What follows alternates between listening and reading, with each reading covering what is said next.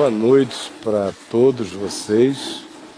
Depois de um intervalo significativo, nós estamos retomando as nossas reuniões de quarta-feira e seguindo o caminho do discípulo. No nosso último encontro, eu falei pela segunda vez no texto de Mateus 17 sobre a transfiguração, dando sequência ao que nós estamos vendo já há mais de 4 meses. E nós tivemos no primeiro dia dessa sequência que começa no capítulo 17, na transfiguração, aquela afirmação da sequência dos pilares do caminho do discípulo. Aí nós vimos que o número 1 é: tu és o Cristo, Filho do Deus vivo, com todas as implicações do que a gente tratou horas a fio nos meses passados. A segunda é a decisão pelo negar a si mesmo e o tomar a cruz. Portanto, o segundo balizamento essencial é a cruz, com tudo o que a gente viu dos meses em sequência, e para aqueles que porventura estejam chegando agora, e para aqueles muitos outros que estão nos vendo ao vivo pela VMV-TV e que não tenham feito a sequência, é só irem lá na VMV-TV e reuniões com o Caio, que são as reuniões de quarta-feira, a maior parte delas, baixarem e verem tudo no On Demand para se atualizarem. O terceiro pilar foi o da glória. Então a gente vem da confissão de quem é Jesus para mim, a gente vem a partir daí para a decisão de tomar a cruz e segui-lo, e a gente viu que sem glória excelsa, sem transcendência, sem certeza de que para além do imediato nos aguarda o que é pleno, total e absoluto, nenhum discípulo terá o ânimo permanente a vida toda para negar-se a si mesmo, para tomar a cruz.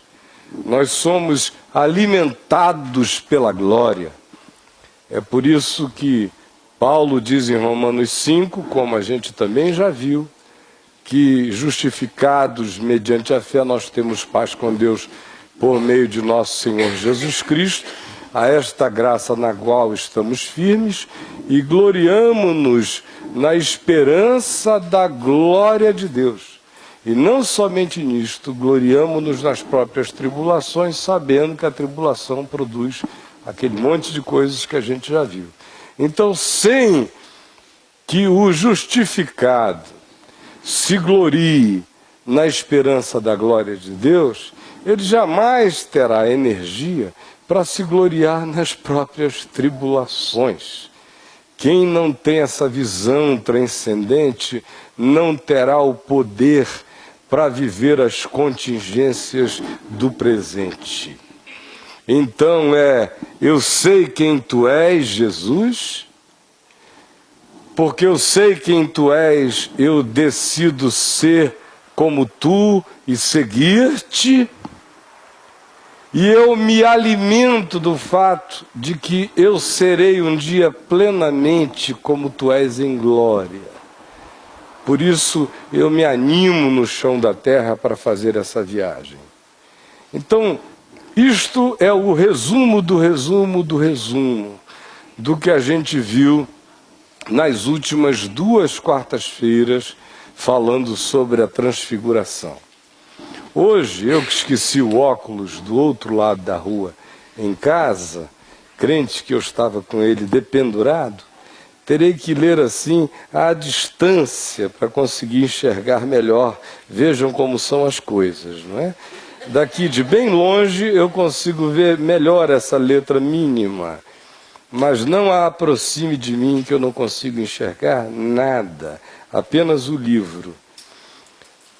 Capítulo 17 de Mateus. Eu gostaria, meu irmão. Pode ser extremamente útil. Não, o seu não é do Paraguai, não, né? Porque os meus são todos ali da Feira do Paraguai. Então, é aquele tipo que serve para qualquer um, é multiuso. Esqueci o meu, me dá o teu, olha, perfeito. Maravilha.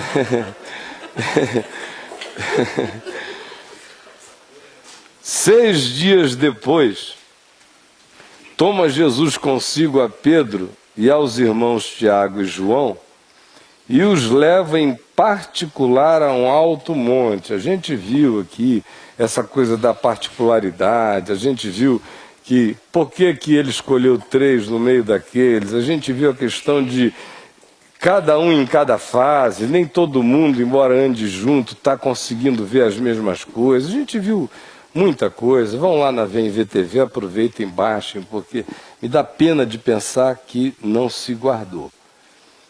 Então, os leva em particular a um alto monte, provavelmente o Monte Hermon, como a gente tem repetido sempre. Eles estavam indo na direção de que cidade?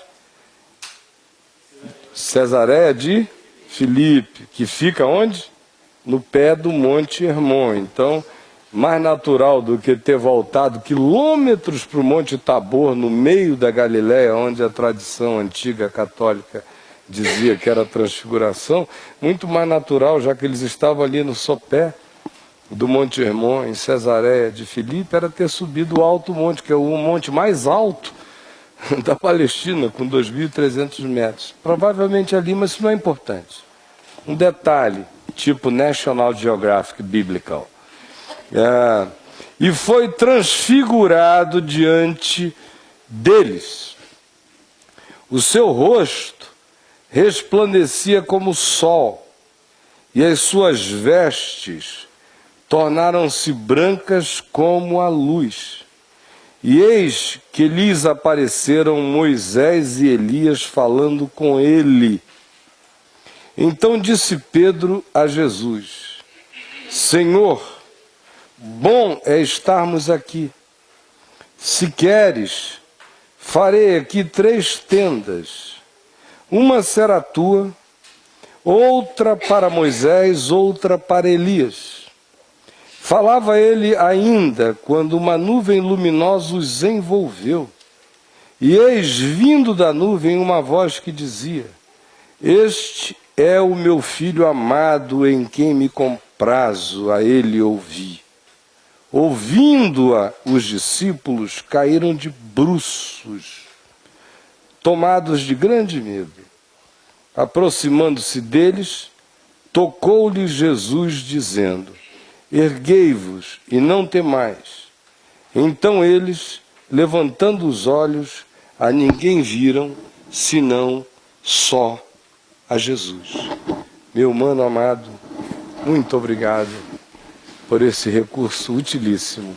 Agora eu prefiro que você fique com ele para você acompanhar a leitura, tá bom? Para ninguém perder nada, né? Olha só, gente querida. Hoje, eu queria começar a falar com vocês sobre o fato de que o caminho do discípulo é o caminho da espiritualidade plena, total e integral. Ele vem da consciência de quem é Jesus. Ele, em razão dessa consciência, toma a decisão de andar com Jesus e se deixar formar e transfigurar na pessoa de Jesus.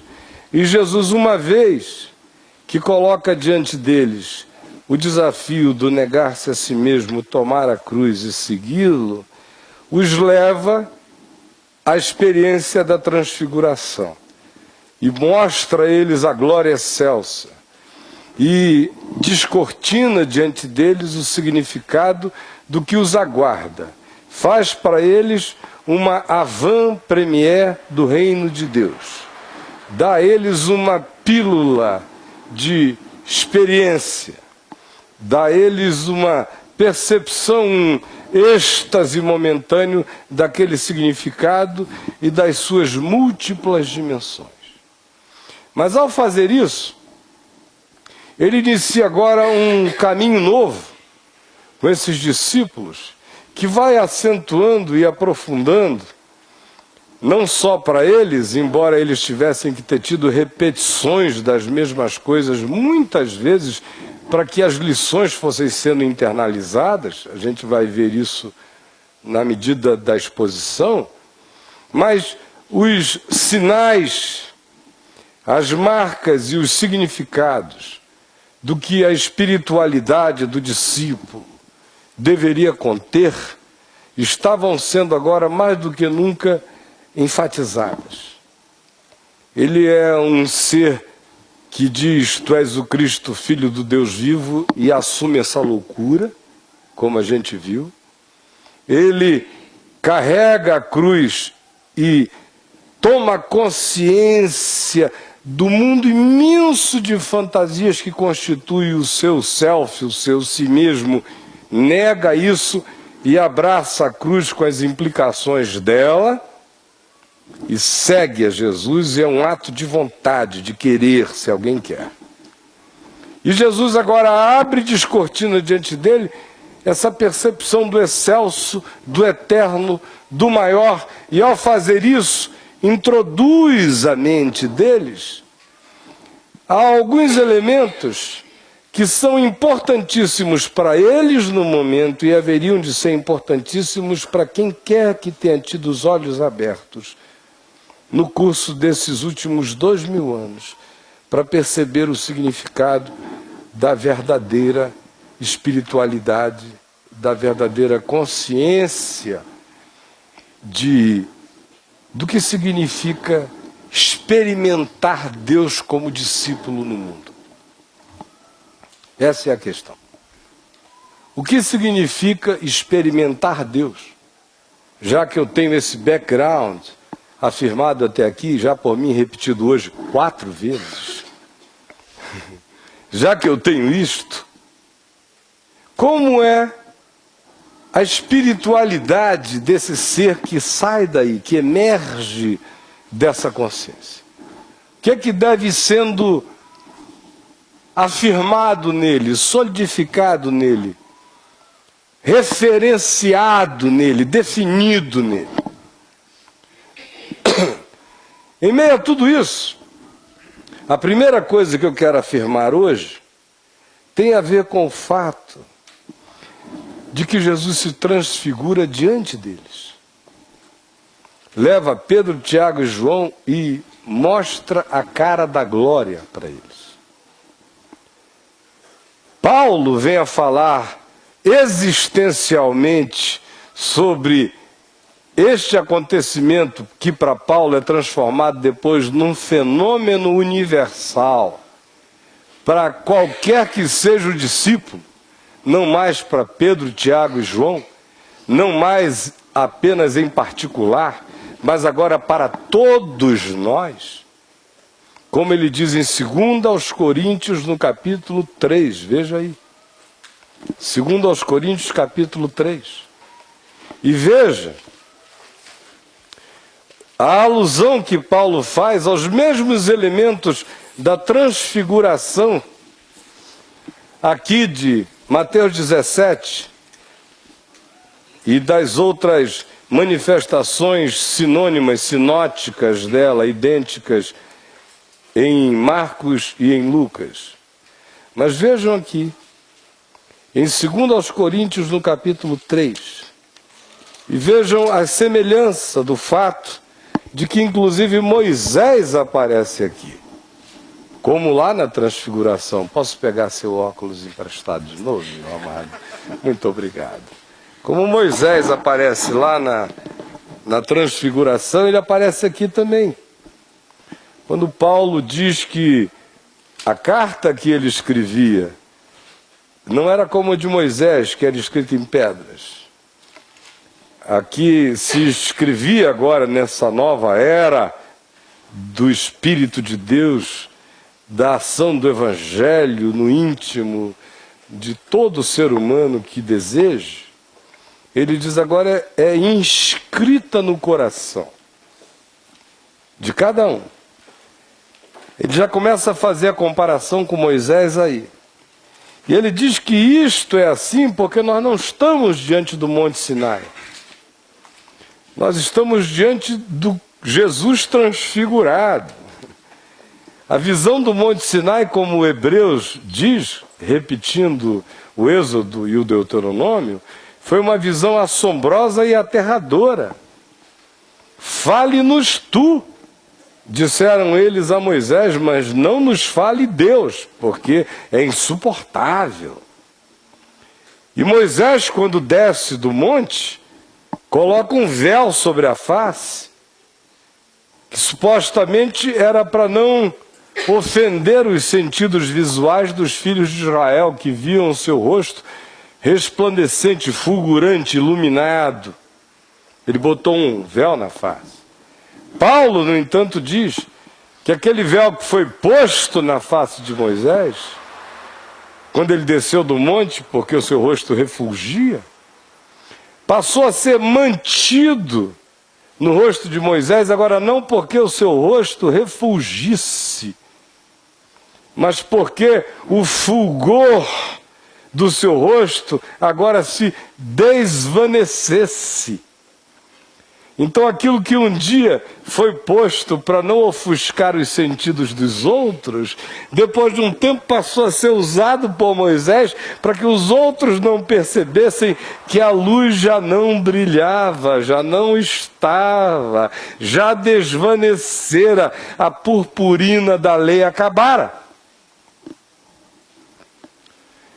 Então Paulo chega e faz essas comparações o tempo todo, quando em 2 Coríntios, no capítulo 3, especialmente do verso 2 em diante, ele diz: vós sois a nossa carta, escrita em nossos corações, conhecida e lida por todos os homens, estando já manifestos como carta de Cristo, produzida pelo nosso ministério, escrita não com tinta, mas pelo Espírito do Deus vivente, não em tábuas de pedra, mas em tábuas de carne, isto é, nos corações. Percebem a comparação com Moisés o tempo todo? E é por intermédio de Cristo que temos tal confiança em Deus, não porque nós mesmos sejamos capazes de pensar alguma coisa como se partisse de nós, pelo contrário, a nossa suficiência vem de Deus, o qual nos habilitou para sermos ministros de uma nova aliança. Não da letra, mas do Espírito, porque a letra mata, mas o Espírito vivifica. E se o ministério da morte, que era o das tábuas de pedra, de Moisés e da letra, gravado com letras em pedra, se revestiu de glória, da sua glória, a ponto de os filhos de Israel não poderem fitar a face de Moisés por causa da glória do seu rosto, ainda que desvanecente, como não será de maior glória o ministério do Espírito?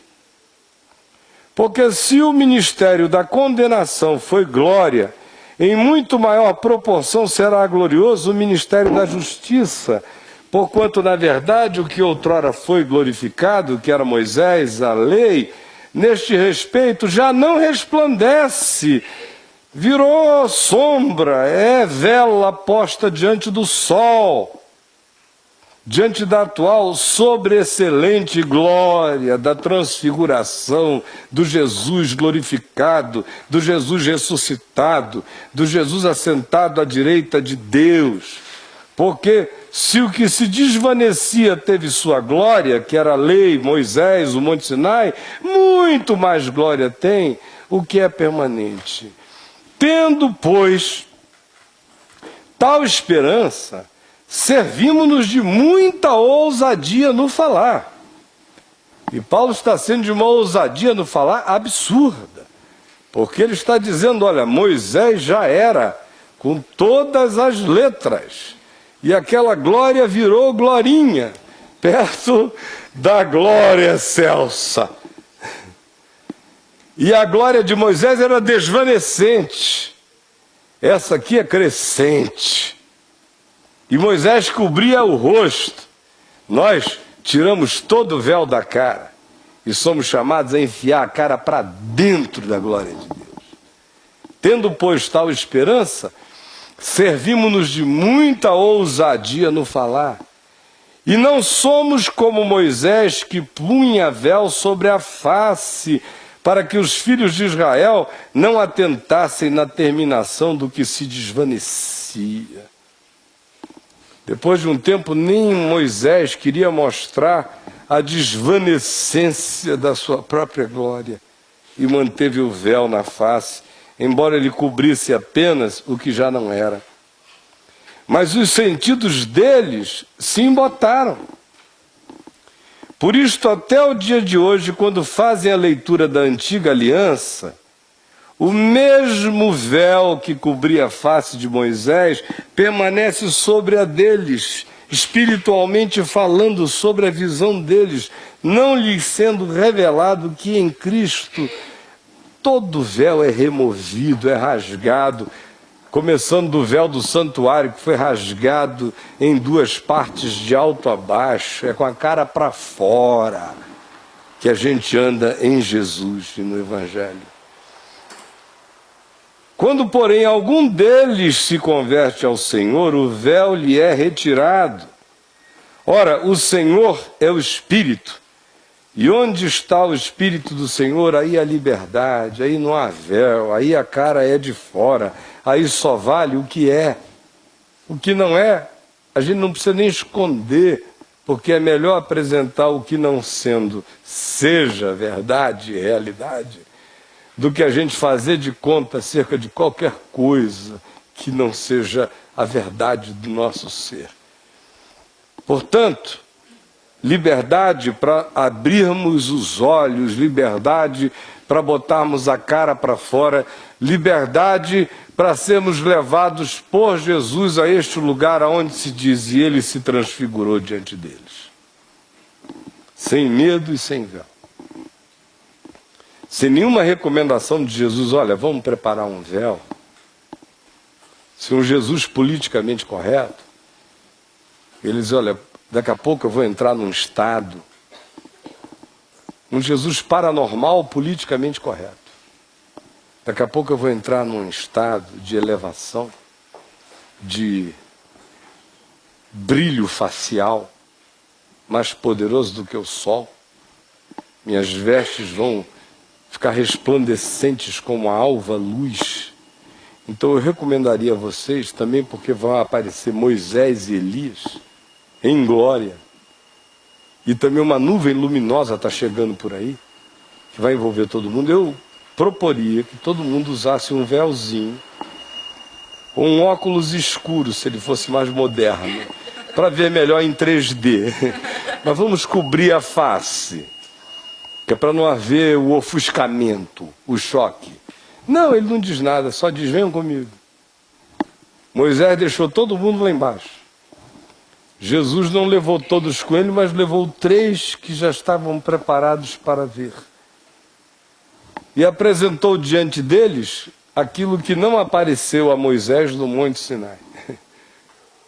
No Monte Sinai era clangor de trombeta, era fogo ardente e chamejante, eram nuvens grossas, densas, sebéis escuros, era pavor e um som lancinante e apavorante, e o povo lá embaixo panicado e desesperado, dizendo, a gente vai morrer, vira Deus para lá. Aqui não é o Pai. Jesus leva a gente normal com ele, sobe e não disse nada, simplesmente transfigurou-se diante deles. Aconteceu. Sem preparação, sem coisa alguma. Sem véu nenhum. Sem nenhuma necessidade de que o indivíduo tivesse que se preparar para ver a glória de Deus. Simplesmente, na hora que chega o dia, quando a hora chega, ela se manifesta conforme o desígnio dele. Só que agora, isso se tornou mais do que uma experiência tópica e momentânea e de data marcada. Ela pode ter e terá tantas caras quantas Deus deseje que para nós ela tenha, nos assustando, No entanto, o que Paulo descreve não é um encontro utópico com a glória de Deus. Glória de Deus é Cristo. Quando a gente encontra com Jesus, a gente encontra com a glória de Deus, assim como no fim da narrativa da transfiguração, desaparece tudo e fica o quê? Somente eles e Jesus. Essa é a glória de Deus. Mas Paulo nos introduz a todos num processo gradual de transfiguração.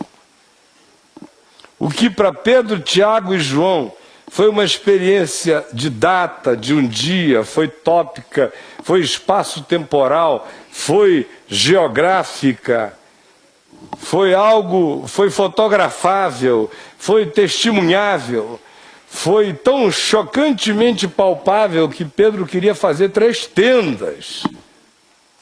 Mas, por outro lado, foi limitada ao tempo, espaço, a geografia, a hora. De repente começou e de repente acabou. E nenhum deles levou uma caixinha com um souvenir de transfiguração para abrir de vez em quando e se inspirar. Ou guardava na memória e no coração, como Pedro guardou. E na segunda epístola dele ele faz alusão, lembrando-se, recordando-se desse dia e dessa hora, no chamado Monte da Transfiguração, quando ele diz: nós todos que lá estávamos ouvimos do Monte Santo, vindo da glória excelsa, aquela voz que dizia: este é o meu filho amado, em quem eu me comprazo a ele ouvir. Então esta é uma experiência tópica e arquetípica. A que Paulo descreve é a transfiguração nossa de cada dia. A que Paulo descreve é o caminho nosso na direção do Monte Hermon todos os dias, contemplando Jesus. Nós não somos pessoas do Monte Sinai. Como diz o livro de Hebreus, nós temos chegado ao Monte de Sião. Nós temos chegado à incontável assembleia dos santos e dos anjos e dos primogênitos arrolado nos céus, a igreja dos primogênitos. Nós temos chegado a essa introdução que está toda presente na transfiguração, porque, afinal de contas, Pedro, Tiago e João entram nessa assembleia arquetípica dos primogênitos ressuscitados, da igreja dos santos arrolados nos céus, porque aqui estão Jesus, Moisés, Elias, Pedro, Tiago e João, representantes arquetípicos de dimensões variadas, de momentos distintos da história da consciência humana e da percepção de Deus no mundo. E é acerca disso que o escritor de Hebreus está aludindo quando ele diz: nós temos chegado ao Monte de Sião. E não estava falando do Monte de Sião em Jerusalém, no Monte de Sião espiritual. A Assembleia dos Santos, aos anjos glorificados, a igreja dos primogênitos arrolados nos céus. Esse ambiente dentro do qual nós estamos todos sendo introduzidos. E a transfiguração é arquetípica em relação a mostrar os desenhos básicos dessa catedral invisível extraordinária dentro da qual nós todos estamos sendo colocados, postos, fazendo parte dela, entrando nela. E todos nós, com o rosto desvendado, contemplando como por espelho a glória do Senhor. E por espelho não é esse espelho modernoso do século XXI, que a gente vê melhor no espelho do que até olhando com o próprio olho para si mesmo, não é? Minha esposa tem um espelho lá em casa desses de aumento, que você fica enorme ali, não é? Eu, quando quero me enxergar, eu já não me enxergo muito bem mesmo. Imaginem, se eu não consigo ver essa letrinha aqui, eu vou ver algum detalhe no meu rosto. É, de certa forma, conveniente, porque você vê a sua sombra, fica tudo mais bonito. Mas de vez em quando eu chego perto daquele negócio ali, onde os seus poros viram crateras lunares, sabem como é que é? Não é desse tipo de espelho que se está falando aqui. O espelho da antiguidade era um bronze polido, que dava uma, como a gente diz lá no norte, malmente uma impressão. Aquela sua impressão assim. Você sabia que tal, o jeito tá para cá mais, o cabelo tá para lá, mas longe de nitidez. Era o espelho da antiguidade. Então ninguém se engane pensando que é o espelho moderno. Ah, eu estou vendo Jesus bonitinho daqui. Tá nada. Está vendo coisa alguma. Está vendo vislumbres. Profetiza em parte, conhece em parte, sabedoria em parte, tudo é em parte ainda. Quanto mais a gente cresce em amor, mais a gente vai chegando à plenitude, ao que é perfeito. Mas enquanto o amor não for perfeito em mim, eu serei em parte. Quanto menos amor em mim, mais particionado e diminuído eu estarei. Quanto mais amor em mim, mais completo estarei. Mas amor absoluto em mim, só no dia em que eu me tornar como Ele é. Antes desse dia chegar, eu o contemplo. Levou Jesus a um alto monte e transfigurou-se diante deles. A transfiguração está posta diante de mim. Todo dia. E eu agora com o rosto desvendado, contemplando, como por espelho, ainda não vejo com nitidez, mas eu tenho os vislumbres da face do Senhor, da glória do Senhor, do que me está reservado nele. Embora olhos nunca tenham visto, ouvidos nunca tenham ouvido e nunca tenha subido ao coração de homem algum que Deus tem reservado para aqueles que o amam, Deus nolo tem revelado pelo Espírito. De modo que a gente não viu a plenitude de nada, mas a gente todo dia pode ser introduzido na parcialidade de uma percepção nova da glória, que nos ilumina, que nos encandece, que nos transforma. À medida em que você vai fazendo o exercício da contemplação mais profunda, vai metendo a cara desassombradamente para dentro desse santo dos santos e vendo o rosto do Senhor. Quanto mais você ouve e crê, Jesus dizendo, quem me vê a mim vê o Pai. E quanto mais você mergulha no Evangelho, na palavra, e quanto mais mergulhando nela você se dispõe a ir praticando-a, praticando-a, praticando-a. Quanto mais for praticando-a, mais você vai sendo transformado na semelhança do Senhor. E quanto mais transformado na semelhança dele, mais você vai vendo o espelho ganhar nitidez. E quanto mais nitidez, mais você vai se assemelhar, porque é pela percepção de quem Ele é que eu vou me tornando a semelhança dEle. Daí a insistência enorme em se crescer na graça e no conhecimento de Jesus, em não haver contimentos e limitações na gente, como Paulo pede, para que a gente se dilate, para que compreendamos qual é a altura, a profundidade, a largura, a extensão do amor de Cristo. Então, quanto mais a gente vai entrando, mais o processo de transformação de glória em glória, na própria imagem do Senhor, que vai ficando nítida para nós, os pensamentos do Senhor, a vontade de Deus, não como um Uri em Tumim, vou no Uno ou vou no Chevette? Não, não é isso não. Não estou falando disso. A vontade de Deus está manifesta, toda ela. É amor, misericórdia, é paz, é justiça, é bondade. São essas decisões da vida. O mais, use a cabeça, pelo amor de Deus. E pare de Urim, de Tumim. O chamado é para crescermos nessa contemplação que vai fazendo o espelho ficar nítido, a glória do Senhor ir nos transformando todo dia, e é obra dele, e é obra do Espírito dele em nós. Esse é o nosso chamado para a nossa transfiguração cotidiana. Aí você chega e olha e compare, por favor, com o que nós temos aqui em Mateus 17. Porque o que se tem aqui é um cenário arquetípico.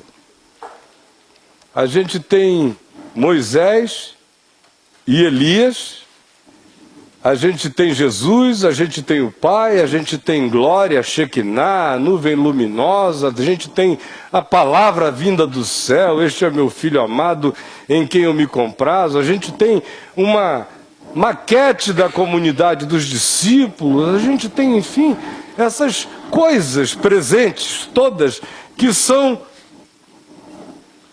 manifestações completamente arquetípicas daquilo que constitui a nossa consciência em fé. Nós somos gente do Pai, nós somos gente do Filho, nós somos gente do Espírito Santo. A nossa consciência de pecado decorre da lei de Moisés, que avultou o nosso pecado.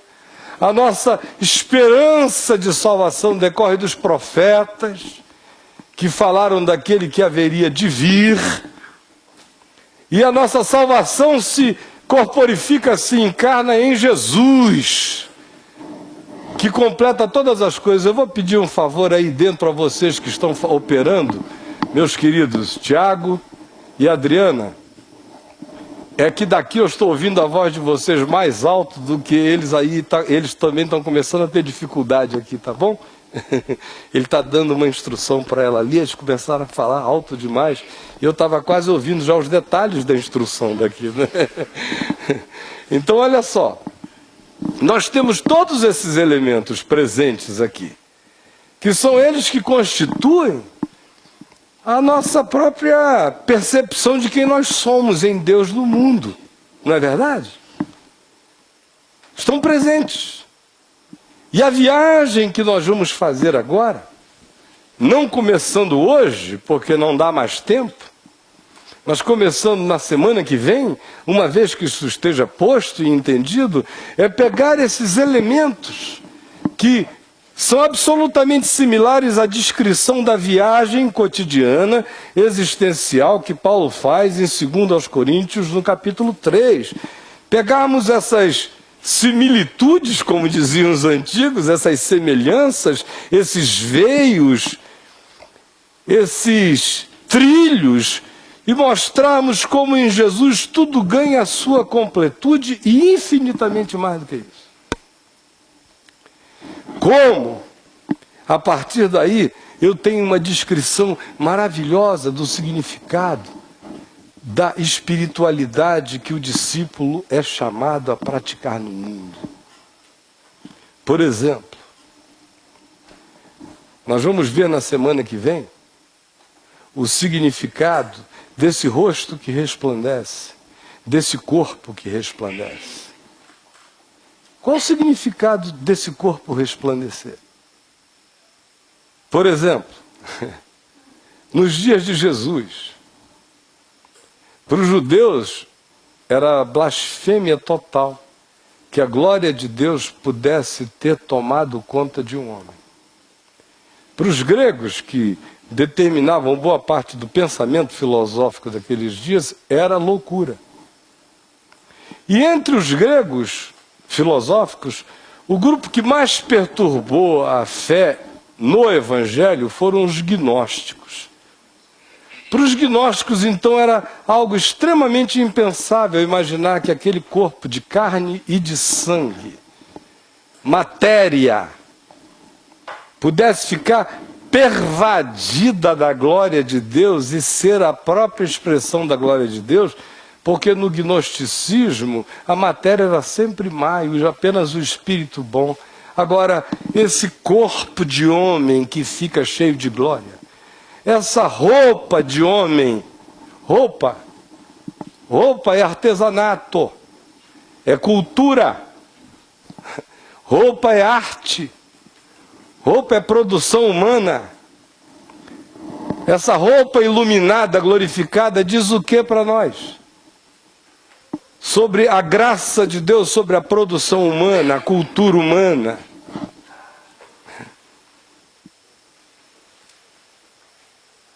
Eu não sei se vocês estão me percebendo. O que essa roupa glorificada diz? Quando ela fica glorificada, ela foi feita por alguém.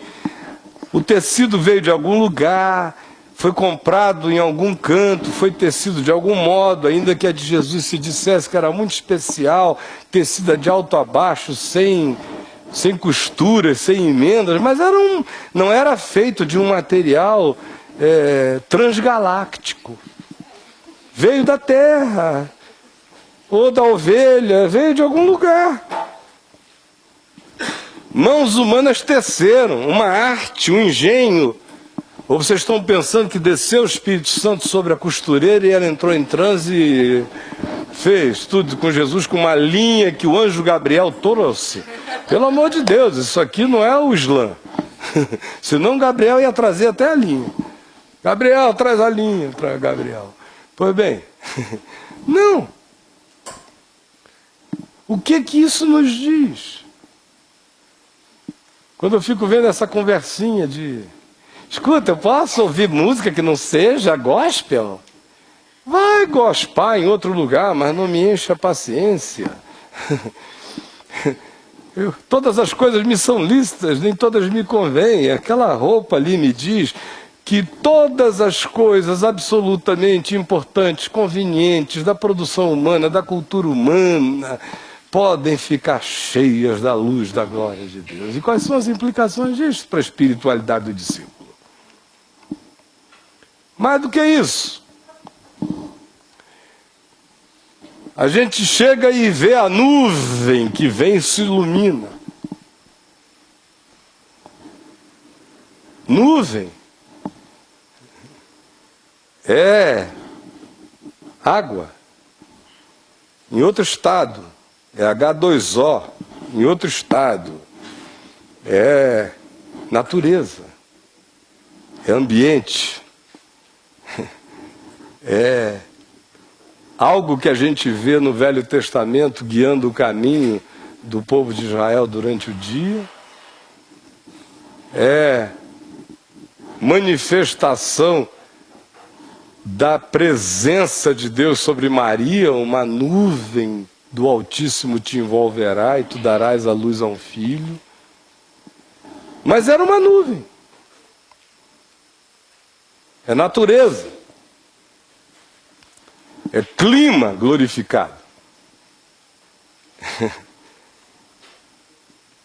Nos fala a mesma coisa que aqueles peixes, aquelas tilápias, provavelmente comidas por Jesus depois que ressuscitou de entre os mortos. Vocês não lembram que não só lá em João 21 ele tinha feito um braseiro e colocado já uns peixes sobre o braseiro, mas também pedira que os discípulos trouxessem alguns dos peixes que tinham acabado de apanhar e que eles puseram ali, os assaram e os comeram. E Lucas repete isso significativamente no livro de Atos dos Apóstolos, que eles comeram e beberam com Jesus depois que ele ressuscitou de entre os mortos. Isso se repete no livro de Atos. Para onde foram essas tilápias? Para onde foram essas tilápias? No gnosticismo, elas tinham que ser tilápias espirituais, e o corpo de Jesus tinha que ser espiritual, tinha que ser fantasmagórico. Agora, sair do mar da Galileia e entrar pela boca da carne que se tornou incorruptível e glorificada, serem comidos e entrarem em glória, o que isso diz para o discípulo? Quando o cara fica perguntando, eu bebo essa cerveja, não bebo essa cerveja? Eu não sei, meu irmão. Se você beber como gente bebe, tudo bem. Se beber como idiota bebe, então o idiota seja tu. Cambaleie, cai e se arrebente todo. Agora, se não só tiver moderação, tudo será um problema para você. Agora, se você andar na medida certa,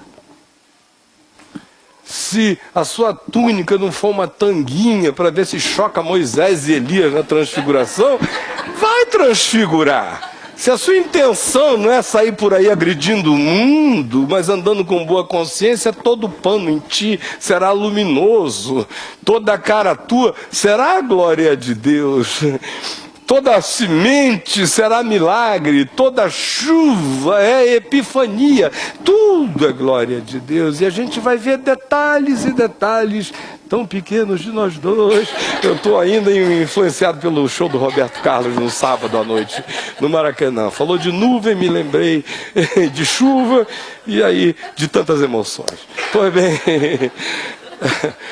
nós vamos ver esses aspectos todos, aonde eles incidem. E eles incidem sobre todas as dimensões da nossa vida.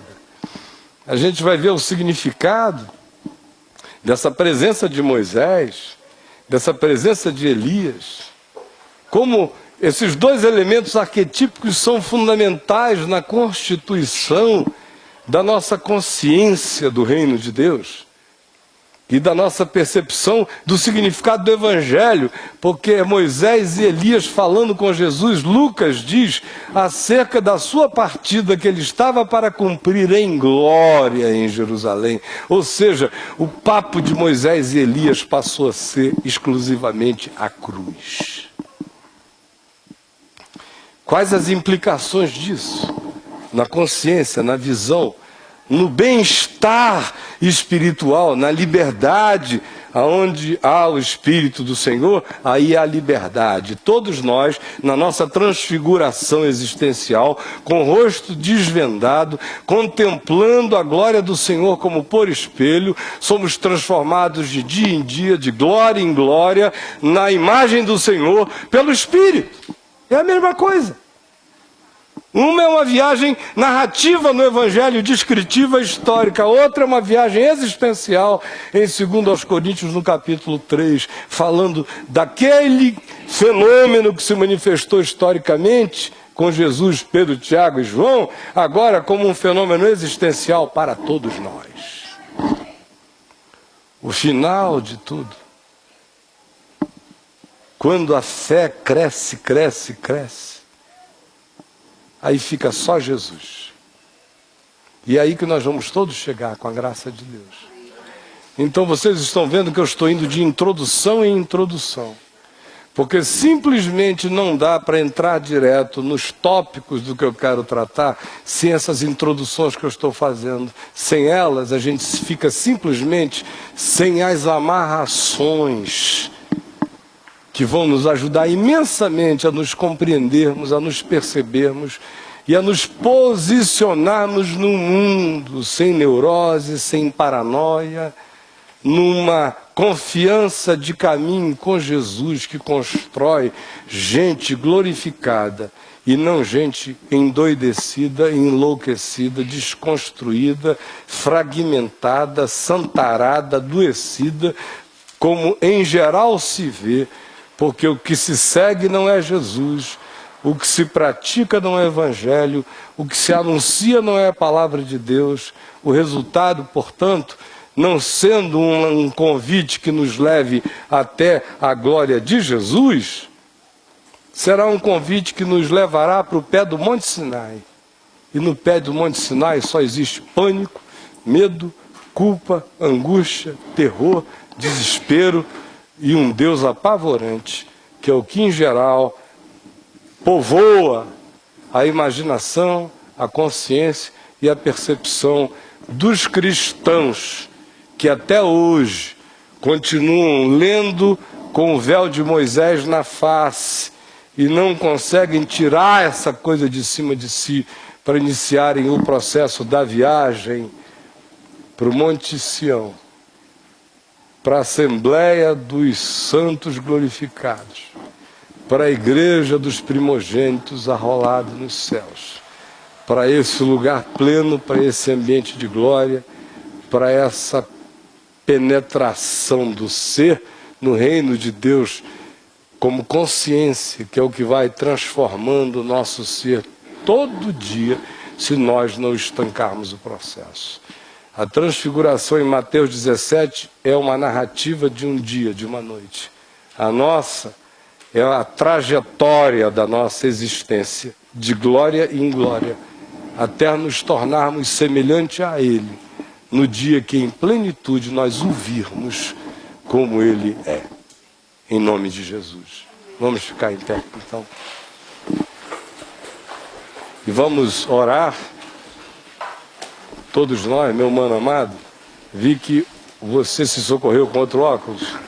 Ele anda com dois, eu sem nenhum. Vejam como é que são as coisas, né? Gente amada de Deus.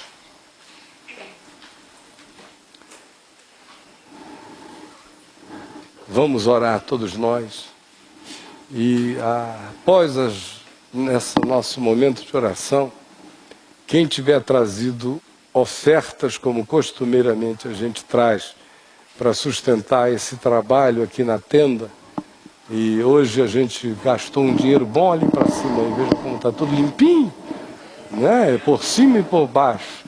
E aí eles vieram porque já estava estragando, então a gente teve que, agora eu vi que de 4 em 4 meses no máximo, vai ter que fazer isso, que é para não abrir furo, né? Então, todas as coisas são maravilhosas, mas todas elas têm o seu próprio significado. Então, se alguma coisa significa para você, conforme o significado delas e a sua própria possibilidade de significá-las, participe com um coração livre, tranquilo, no amor de Deus. Tá bom? Vamos orar? Todos nós. Paizinho amado, eu quero te bendizer, feliz, alegre e contente no meu coração, pela tua palavra, pela revelação do Evangelho, porque todo dia se enxerga um pouco mais, porque todo dia o véu vai sendo tirado e os nossos olhos vão se iluminando e a gente vai percebendo que a viagem é uma só. Que o Evangelho é que alimenta o espírito dos apóstolos, como neste caso de hoje, quando o próprio Paulo não fala da transfiguração e se serve do seu espírito para contar a história nossa de cada dia, nessa viagem de glória em glória até a tua semelhança, que é a jornada espiritual de cada discípulo teu.